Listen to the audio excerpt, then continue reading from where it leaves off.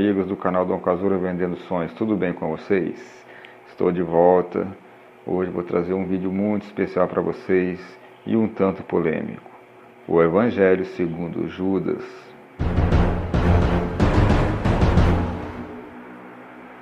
Só lembrando, galera, você que ainda não é inscrito no canal, corre lá, se inscreva e garanta já a participação do sorteio desse belíssimo telescópio, o Skylife 114mm da Cygnus, um instrumento profissional para você estar podendo observar o céu noturno e as estrelas.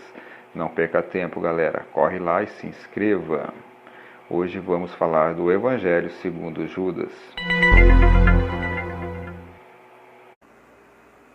Então, galera, só para deixar bem claro para vocês aí, que não é objetivo colocar ideias na cabeça de ninguém, nem mexer com a fé de ninguém. Cada um tem a sua opinião, cada um tem a sua história. O que nós estamos trazendo para vocês é relatos sobre o Evangelho segundo Judas, um documento resumido aí para vocês estarem analisando e entendendo melhor essa história, que tem muitas coisas ocultas aí na nossa história que não sabemos. Então, se formos pesquisar, vamos ter a oportunidade de ver coisas interessantíssimas aí, ok? Então vamos falar um pouco sobre a história oficial do Evangelho segundo Judas. O interessante, galera, é o seguinte, por volta ali do primeiro século do cristianismo, existiu um excesso de versões para as palavras de Jesus.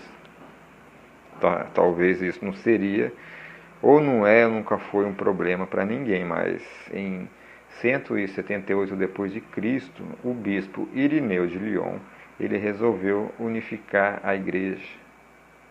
Ele queria fortalecer o cristianismo e com isso controlar melhor os seus fiéis.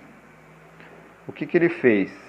Ele determinou então que apenas 4 evangelhos, que contavam, segundo ele, a história verdadeira do Filho de Deus, que deveriam ser os únicos seguidos pelos cristãos. E com isso, o Evangelho de Judas ele foi descartado. Por algum motivo, né? Claro.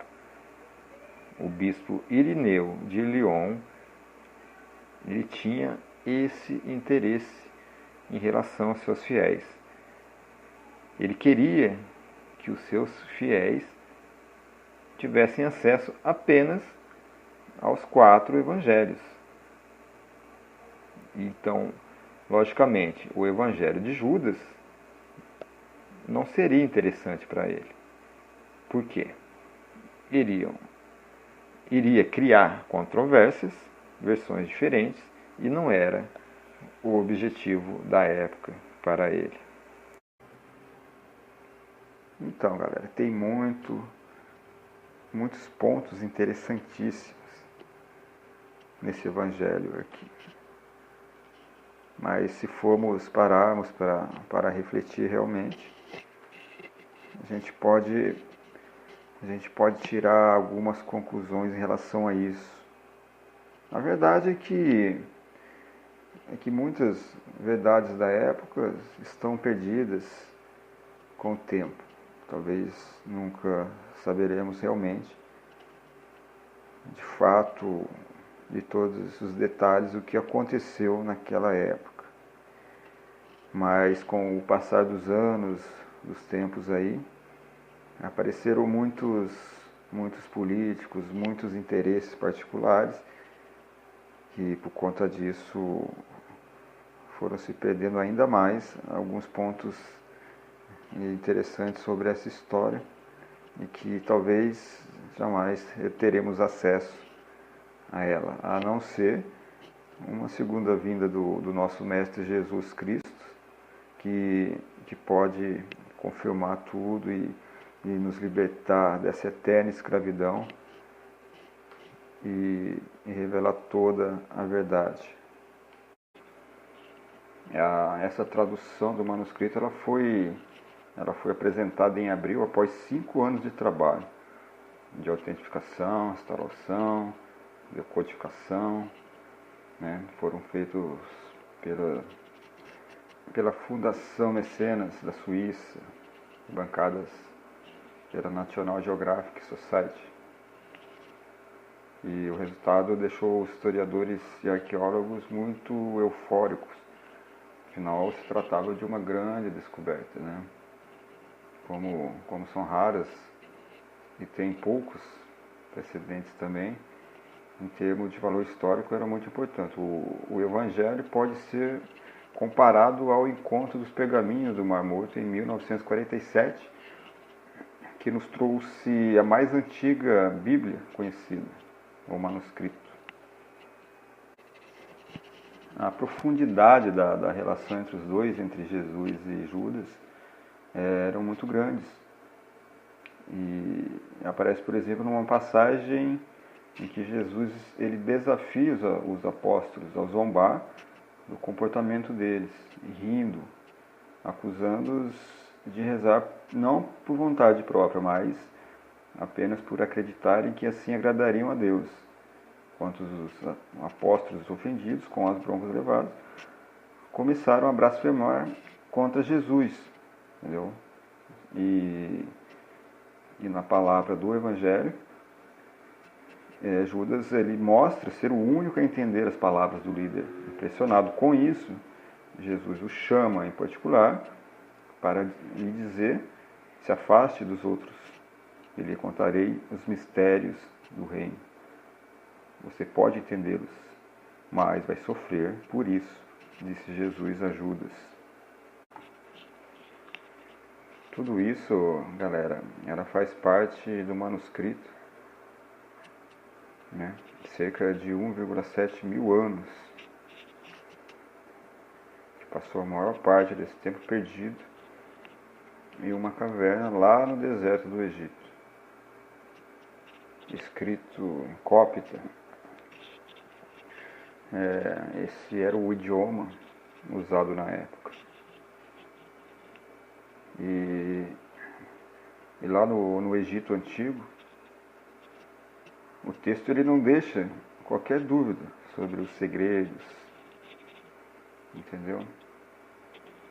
E nessa linhagem, que abre a primeira das 13 folhas encontradas, está o grafo em destaque, o Evangelho de Judas. Um dos relatos do Evangelho segundo Judas era que Jesus sorria muito. Ele ria muito das atitudes dos seus discípulos, dos seus apóstolos, pelo comportamento primitivo, pelo comportamento humilde da época. Porque Jesus era infinitamente superior e continua sendo superior até hoje, até o fim dos tempos. Então ele achava tudo aquilo muito diferente, muito engraçado. E Judas, ele já estava um tanto quanto tenso, perturbado por tudo aquilo que estava acontecendo, e ele não sabia o motivo, o porquê de tudo, o que o cercava. Mas Jesus, ele já tinha antecipado para Judas os motivos, porque Judas, segundo a visão de Jesus, era superior a todos os apóstolos, a todos os discípulos. Ele era o mais indicado para aquela missão, que era muito importante para a época e para a história da humanidade até a volta de Jesus. O Evangelho de Judas acrescenta essa história em que Jesus ele teve um cúmplice para ajudá-lo a cumprir o seu destino. Nesse texto, Judas não é o seguidor mau que trai Jesus, o seu mestre. Ele é o amigo mais próximo de Jesus. entendeu? O que compreendia melhor aí é o que entregou às autoridades. Foi assim que Jesus queria, afirma o Evangelho. O dia mais tenso foi quando Jesus conversou em particular com Judas. Houve muitas luzes nesses dias, barulhos de trovão. Foi um dia muito tenso. Jesus ficou com Judas em particular e revelou a ele a sua missão.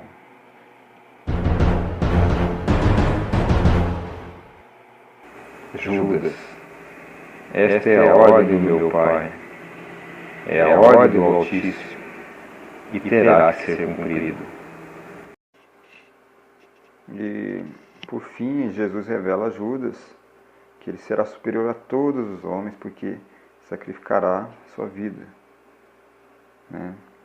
E o homem que me vestes, e revela a missão do discípulo, matar a parte física para livrar o mestre de seu corpo, ou seja, do reino inferior que aprisionava o Espírito Divino de Deus. E Judas cumpre a sua missão, a sua ordem à risca. E, imediatamente ele procura os sacerdotes para denunciar o líder. E pelo serviço que ele fez, né, logo embolsou algum dinheiro. O valor não é totalmente especificado, né? Nesse momento o Evangelho acaba abruptamente. A ideia era que Jesus Cristo, ele não só sabia da sua morte, como permitiu que ela acontecesse. Não é exatamente uma novidade. E com toda essa pressão em cima de Judas, segundo a Bíblia, ele não aguentou e acabou se matando, acabou se enforcando, e segundo a Bíblia foi isso que ocorreu. Mas só que o Evangelho, segundo Judas, ele mostra outra versão. Ele diz que Judas ele permaneceu em Jerusalém, viveu por mais algum tempo, fez as suas pregações, teve os seus seguidores também. Após a crucificação de Jesus, ele voltou, ele retornou, ele ressuscitou após o terceiro dia. Conforme prometido, ele se apresentou aos seus discípulos, chamou Tomé, pediu a Tomé que tocasse as suas feridas, as suas chagas, e pediu para que seus discípulos transmitissem aquilo que estava acontecendo ali. E Jesus disse: bendito aquele que não vê e mesmo assim acredita e permanece na fé. É um tempo de respeito, é um tempo de elevarmos nossos corações em Deus, esquecer as indiferenças, buscar novos caminhos. Não é fácil, mas quando temos Jesus, o caminho fica mais bonito, o caminho fica mais colorido. E assim fica mais fácil poder cumprir a nossa missão perante a Deus. Eu queria deixar a todos vocês um grande abraço e um agradecimento todo especial ao Mestre, ao nosso Senhor Jesus Cristo.